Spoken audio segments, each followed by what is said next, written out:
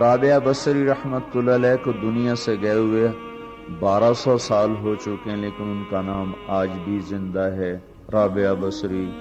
گلگت کی عورتوں کو بھی پتہ ہے رابعہ بصری کوئی بڑی اعلیٰ درجے کی خاتون تھی، پنجاب کی عورت کو بھی پتہ ہے، عرب کی عجم کی عورتوں کو پتہ ہے رابعہ بصری نہ کوئی شہزادی تھی، نہ کوئی ملکہ تھی، نہ کوئی وہ خوبصورت تھی، نہ کوئی خاندانی تھی، بلکہ عورت ہونے کے لحاظ سے ہر عیب اس میں تھا۔ خاندان اچھا ہونا چاہیے تو وہ غلام تھیں، باندی تھی۔ شکل اچھی ہونی چاہیے تو وہ بدصورت تھیں، کالی تھی۔ پھر چلو شکل بے کیسی ہو، خاندان کیسا، اولاد کے قابل تو ہو۔ رابعہ بصری اولاد کے قابل بھی نہیں تھی، بانج اس کو کہتے ہیں، جو عورت اولاد کے قابل نہ ہو اس کو اردو میں بانج کہتے ہیں، عربی میں عقیم کہتے ہیں، آپ کی زبان میں بھی کچھ کہتے ہوں گے، ہیں؟ شونی تھی۔ تو اب بتاؤ عورت ہونے کے لحاظ سے کوئی چیز ہے؟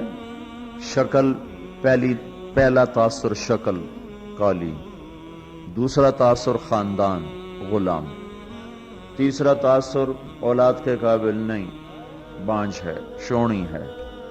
تو 1200 سال کے بعد میں گلگت میں کیوں اس کا نام بلند کر رہا ہوں؟ میں نے کسی بادشاہ کی بیوی کا نام تو نہیں لیا، سکندر کی بیوی اور بنو امیہ اور بنو عباس کی ملکہ اور بیگمات، ان کے نام تو نہیں لیے۔ میں کہہ رہا ہوں رابعہ بصری، ان کی عادت یہ تھی وہ روزانہ عشاء کی نماز کے بعد غسل کر کے کپڑے بدل کے اپنے خامن سے پوچھتی آپ کو میری ضرورت ہے؟ اگر وہ کہتے کوئی نہیں ہے تو پھر پوچھتی مجھے اجازت ہے؟ وہ کہتے اجازت ہے تو پھر مصلی پہ کھڑی ہو جاتی ہے اور فجر کی نماز تک مصلی پر کھڑی رہتی تھی۔ ان کا خامن جلدی فوت ہو گیا، جوانی میں ہی بیوہ ہو گئی۔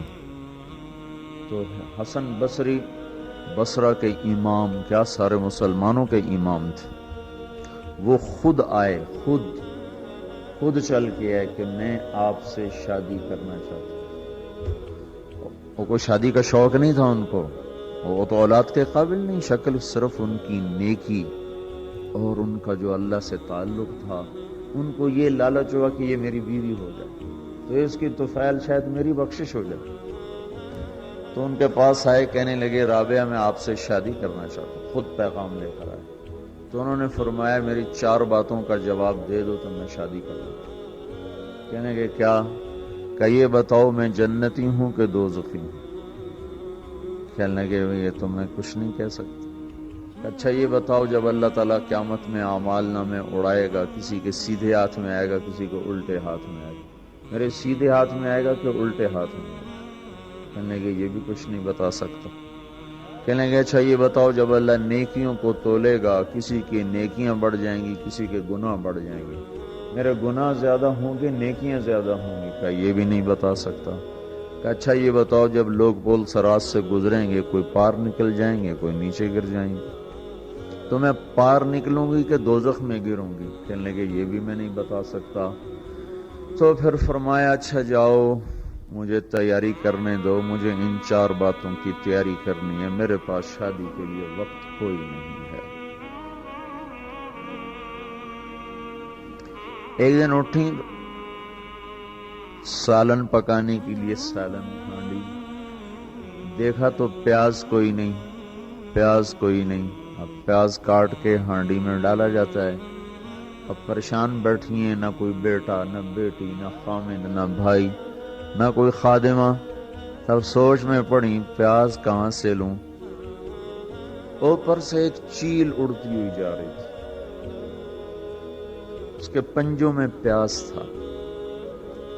جب وہ اوپر آئی ہے تو اس کے پنجے چھوٹے اور پیاز سیدھا رابعہ بصری کی گود میں آ کے گرا۔ جو ہم سے دوستی لگاتے ہیں ہم پرندوں کو ان کا خدمت گزار بنا دیتے ہیں۔ ہاں، جو اللہ سے دوستی لگا لیتے ہیں اللہ دنیا ان کے لیے مسخر کر دیتے، اللہ دنیا ان کے پاؤں میں ڈال دیتے۔ تو جب ان کا انتقال ہوا، رات کو ان کا انتقال، تو اپنی خادمہ سے کہا بس 2-4 آدمی بلا کے مجھے جلدی سے دفن کر دو، کسی کو نہ بتاؤ، صبح لوگوں کو بتا دینا،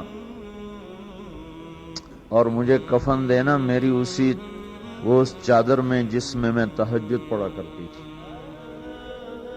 تو انہوں نے راتوں رات دفن کر کے صبح اعلان کیا، شور مچ گیا، ہائے کیوں بتایا، کیوں نہیں بتایا، کیوں۔ تو اگلی رات ان کی خادمہ نے ان کو خواب میں دیکھا، سبز لباس پہنا ہوا، حسن و جمال، سورج چہرے پہ چمک رہا۔ پوچھا آپ کے ساتھ کیا ہوا؟ کہا میرے اللہ نے میرے ساتھ بہت عمدہ معاملہ کیا۔ کہا آپ کی وہ چادر کہاں گئی جس میں آپ کو کفن دیا تھا؟ کہا وہ اللہ تعالیٰ نے اتار لی ہے اور مجھے جنت کا جوڑا پہنایا ہے، اور اس چادر کو اللہ نے سنبھال کے رکھا ہے، جب قیامت کے دن میری نیکیوں کو اللہ تولے گا تو اس چادر کو بھی اس میں تولے گا۔ انہوں نے پوچھا منکر نکیر کا کیا ہوا؟ سوال جواب ہوتا نا، منکر نکیر آتے ہیں، ان کا کیا ہوا؟ کہا وہ آئے تھے تو انہوں نے مجھ سے کہا من ربو کی، تیرا رب کون ہے، تیرا رب کون ہے؟ تو میں نے منکر نکیر سے کہا جس اللہ کو 40 سال نہیں بھلایا اس کو 4 ہاتھ زمین کے نیچے آ کر میں بھول جاؤں گی۔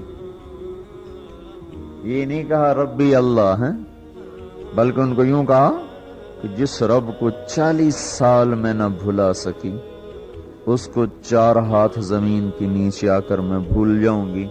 تو منکر نکیر نے کہا اس کا آگے کیا حساب لینا، چلو بھائی واپس چلو، چلو بھائی واپس چلو۔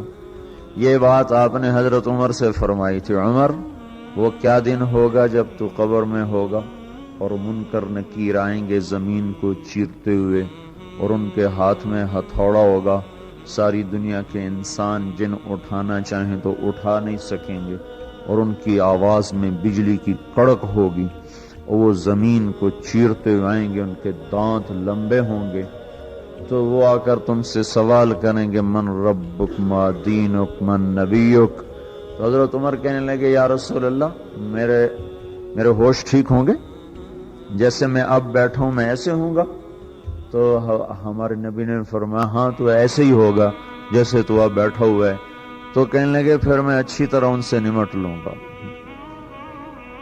تو جبریل آئے، کہنے لگے یا رسول اللہ ہم دیکھ رہے ہیں آگے کہ عمر کو جب قبر میں ڈالا جائے گا اور آ کر منکر نکیر ان سے سوال کریں کہ مر ربک، تو یہ کہیں گے ربی اللہ فمن ربکما، میرا رب تو اللہ ہے، تم بتاؤ تمہارا رب کون ہے؟ میرا دین تو اسلام ہے، تم بتاؤ تمہارا دین کیا ہے؟ تو وہ منکر نکیر کہیں گے عجیب بات ہے، ہم تمہارا حساب لینے آئے کہ تم اللہ